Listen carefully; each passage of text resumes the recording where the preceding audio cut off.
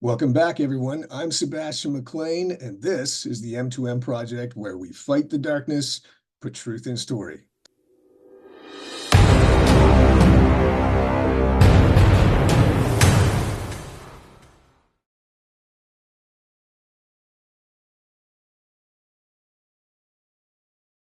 It's great to have you. Thanks for coming on the show today. I really No, appreciate it. no problem. I thought I got to call Paul, and I really enjoyed some of your commentaries too, by the way, on your channel on YouTube, and really want to encourage people to check that out because I think you do a great job there too. So I just, yeah, I had to talk to you. No problem. You can call me Chato. Chato, gotcha. All right. Tell me more about your show. Sure. Well, it's an evolving process. I've been at it now since 2022. I guess we'll probably be talking about this later, but I don't know what it was. Somewhere right around the end of 2019, I started getting a couple of heads up from people in the business that I probably wouldn't be getting many calls for a while. And there are a number of reasons for that. I mean, there was a demographic shift in what they were doing, I think, with casting, which happens a lot. I mean, sometimes they're looking for more dogs or bears in the business. Sometimes it's more guys and girls. So I wasn't surprised. But then when COVID hit, for everybody, I guess things slowed down a lot. But there was a lot of political shifting going on there as well. And so rather than wait for the gigs to keep coming because they had been pretty good up to that point, and then things slowed down. So I thought I'd better start a channel and start working on getting my own material out. So I've been writing scripts and getting them optioned over the years. But it's always helpful when you expand your network too. So I thought, well, I'll put a lot of the people out there that I've worked with in the past, and we can have some conversations. And that's evolved into me talking to some people that I don't know as well, but that I've come across over time as well. So it's been kind of a networking conversation, I guess, about how you work independently in the film business, how you overcome these hurdles. Some of it kind of now is leaning toward the philosophies that people have in telling the stories that they tell. So it's a bit of a mishmash that way, but I've had the opportunity to have some great conversations. So that's sort of one of the aspects of the show. I came across you, of course, initially because I was trying to find out what was going on in the business. And you were commenting a little bit on how the politics have kind of skewed and shifted what's been going on in terms of audience receptivity and what's happening with the studios staying open and things like that. So I thought, well, that's really something I've been observing too. So I thought it'd be an interesting conversation to have. And then as I was sort of digging in a little bit more into who you are, I realized another connection that you were one of the performers and writers behind Four on the Floor, Yeah. which took me all the way back to junior high school because Oh, I you're in Canada. that's right, yeah, I'm in Toronto, and, Okay. and I remember showing up at school one morning, and my best buddy, who I'd always meet at his locker, came over to me, or I was walking over to him, and he was like, "Do you know how they make cheese?" And Yeah, that that grossed just out a lot of people. yeah, yeah, it was like a meme before there were memes. And how about yourself? How did you get into this business? What brought you into it and to where you are today? Just doing the things that I liked, and then as you get proficient in any one thing, then it becomes a thing that you do. Uh, that getting over the hump part, it's handy to be stupid and naive because then you don't know what it is that you're getting yourself into. But you've got heroes. We all have heroes along the way that we emulate for good or for bad until we realize, well, that's not really where we want to go. I have a t-shirt that says extrovert on it. And what's funny about it is that I'm an extrovert as opposed to the multiple people out there, especially in show business, who are introvert extroverts, Mhm. where they're hiding their pathology through acting out. And I was never that person. I was an extrovert. I enjoyed being an extrovert. It I'm is it guilty is the other way. I would guess that's how I'd be classified. you're what? You're a introvert Introvert, extrovert? extrovert. Yeah, I, Yeah. I spend a lot of time at my computer, kind of quietly on my own. But if I have to turn it on, then it's there. But it's like a Yeah, dream. and I think that can be problematic, and I don't mean to say that in a bad way. uh, uh, most people I know, and I've known thousands of actors, they're hiding something through their extrovertness. So there's nothing wrong being an introvert extrovert, but you got to solve the problem of why you feel you need to show off. What is it that you're hiding? And if you don't solve that, then the two sides don't merge properly, and it becomes kind of a toxic mix. Mhm, mhm. Now we're getting into psychology and things like that. But there are people I know who've never solved that, and I think that's problematic. So there's nothing wrong being an introvert extrovert, but you got to figure out why you are. That's I interesting think because that's part of I, your journey. yeah, I identify with that because I think for a good chunk of my career, I used acting as an escape. Right. And I was in a struggling marriage, and my ex would say the same thing. So I'm not kind of throwing mud here, but I think because there was some compatibility issues, acting became a way to become somebody else. Like Right. all those lives or roles that I couldn't fulfill in a marriage where I wasn't really in alignment. I got addicted to the idea that, I can live any life I want if I just stick it in a character and jump in front of a screen. What's interesting is, now I'm in a more, a relationship that's a bit more aligned. And so all of a sudden your ego starts to kind of dissipate in that sense. You don't need to express it outside as much anymore. And I think that's part of why even this channel came to be, because I got more interested in what other people were doing, rather than it just having to be about me as much. I mean, I still have an ego and I still want to do my things, but I thought that was interesting that, I realized a lot of my acting passion was driven by kind of maybe an escapist drive. And yeah, no one's put it to words like that before, like you have, but that's really interesting. Yeah. Well, you're right. You'll always have an ego. One of the reasons I kind of got out of the show business trajectory that I was on with the Frantics was because after our TV show had been canceled, we were into the group for about 10 years. And really, the only way to make money in Canada was to go tour live. And we already toured Canada several times. And it's a real grind in this country to try to make a living as a live group. I don't think we were necessarily against it, but we were also past the point where we could agree, let's say, to go to the Edmonton Fringe Festival to try to expand our maybe potentially our global reach.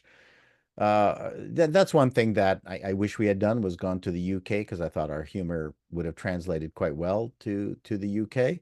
But uh, notwithstanding that, I realized that being away from home probably would have broken up my marriage. And as it happened, I liked the person I was with, and I decided that the relationship was more important than going on tour. Now, luckily, I'm I've I'm a multifaceted person, in that I'm also a nerd and a geek. And as soon as I decided not to get into well, the Frantics, after the Frantics, I became head of TV comedy at CBC. That was a 3-year experiment that was really cool. Spent a bunch of money, made a lot of failures, tried to kickstart sitcom in Canada, which we were very good at sketch, but really lousy at sitcom. Brought in a whole bunch of expatriate Canadians. I'm sort of jumping stories here. Uh, and I thought that was the best way to do it. So I went down to LA a lot, brought back people like Burt Metcalf, who directed about a third of the MASHes out there. Just a wonderful guy from Saskatchewan. He took me under his wing, met Stan Daniels, whose background was Mary Tyler Moore, Taxi, really a very inadequate individual. And so I met a ton of Canadian expatriates. They were all wonderful and giving, and and learned from them. I learned a lot of the technical stuff, because I also went down to the United States, because I'm a tech nerd. Why did American sitcoms look so good and Canadian sitcoms look so bad? And I discovered the reason for that. And I don't know whether you want me to get into that also. So to me, I had a wide range of interests, from the technology, how things were shot, what kind of cameras were being used, how things were written, how did you learn to become a writer? And I mean, the American process, uh, it's funny because the UK were very successful. It was very successful having one individual take control of a show and create things like To the Manor Born, um, Keeping Up with Appearances.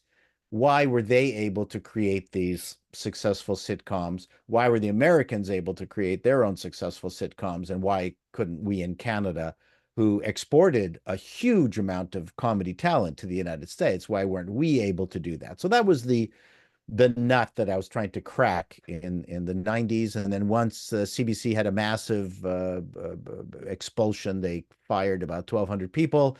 I wasn't part of that group, but it was clear that my time was done there. So I left, auditioned for, I not auditioned, but I went, I interviewed for a role of VP at Paramount. And I didn't wait to sit around, and I didn't wait to find out whether I got the job or not. I realized after the interview, I just didn't want to be an executive in the United States, in LA. I hated LA. So I came back to Canada and started a digital marketing company because I could program. So, Well, like I said at the beginning of this interview, I just basically followed my muse. I never really worked for money, although I was pretty good with making money. Um, and good at making money for other people, but that was never my driving goal. So I was very entrepreneurial. When I was 14, to make money, I went around and found out from our car radio that stopped working that the problem was that the circuit board overheated, cracked, and then the circuits were all kind of snapped. So I knew if I could pull out my soldering gun and just reconnect all the circuits, because back then the radios were like massive. It's not like you're tiny, you can't touch this with a soldering gun. Then I went around the neighborhood and just 14-year-old kid will fix your car radio. And so I just people would like there's lots of overheated Philco AM radios in their cars. Took it apart, resoldered it, all the tracings, wow. gave it back, and I made money. Yeah. So, to me, I was never afraid of being an extrovert. I was never afraid of doing, that kind of stuff. So, and then again, now to backtrack, my comedy beginnings, I would listen to the Goon shows on Chum FM, and Chum FM at that time was a wild radio station. AM was where all the money was, and FM was just this new thing. I mean, to the point where uh, they didn't even have advertisers. It was so new back in that day. No one could foresee that FM would become the big money making um, technology and not AM. But and so FM, they just played the Goon show illegally until I think the rights holders told them to stop. But I would listen to Peter Sellers, Oh, my Dudley mom Moore, loved him. Peter Yeah. Peter Cook. I mean, Yeah. this was wild, fanciful British humor that came from the diseased mind of the Goon shows were I can't remember his name anymore. I will remember it. The first thing you do is you copy. I mean, again, again, comedy, just going back to the comedy too, there was National Lampoon magazine, then evolved Saturday Night Live. Second City was big. I trained at Second City, paid $7 a week to be yelled at by an alcoholic ex Second City person from Chicago. That was fun.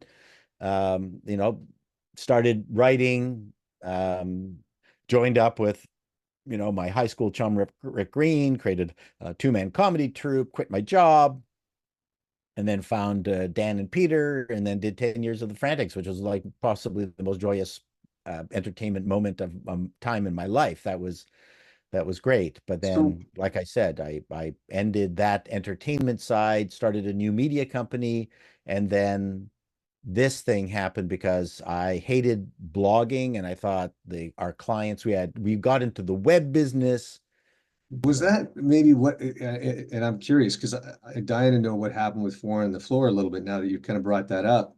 Was it just the diversity of what you were into that it was sort of time for you to move on because you had other things going on? Or because I thought Four on the Floor was a brilliant comedy. I mean, granted, it was from the mind of a junior high school kid, but I knew all of my friends were all Oh much more yeah, impressed. Yeah, I yeah, mean, they yeah. were much more impressed with that show than a lot of popular sketch stuff coming out of the States or other things, obviously other things in Canada at the time, because we were pretty, like you mentioned, we were pretty picky about what we liked about Canadian content. There was what, like The Littlest Hobo and maybe a couple other things. The rest was all American anyway. But Four Right. on the Floor, I didn't even know it was Canadian actually at the time, and that's why I thought it just had a real universal appeal. Right. And in high schools, Lou and Jaime were very popular. We drive chicks mad. The Drive Chicks Man. You know what? We were really disappointed when the show was canceled. I won't go into the reasons for that, but that was a real crushing blow. And in Canada, there's, once you lose your TV show, there's really nothing else to do but maybe, play all the libraries from one end of the country to the other. Now that I'm being facetious, we were popular enough that we were playing 400, 500 seat soft seaters. Those were lovely gigs, terrific audiences.